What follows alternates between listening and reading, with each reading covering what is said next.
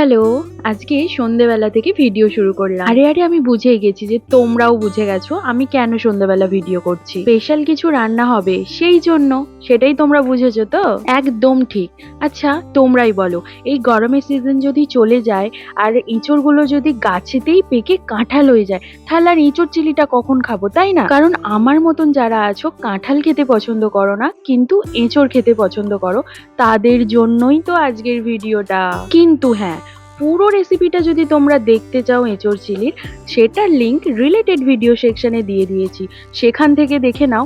যাকগে, মায়ের এখন এঁচড় চিলিটা কিন্তু হয়ে গেছে, আর আমি টেস্টও করে নিচ্ছি। আমি টেস্ট না করলে আবার মায়ের হয় না। আর তোমরা তো জানো, যতই গরম হোক যতই কষ্ট হোক, বাড়িতে করা রুটির টেস্ট কিন্তু আলাদাই। তাই আমরা কেনা রুটি কম খাই, বাড়িতেই কিন্তু রুটি করি।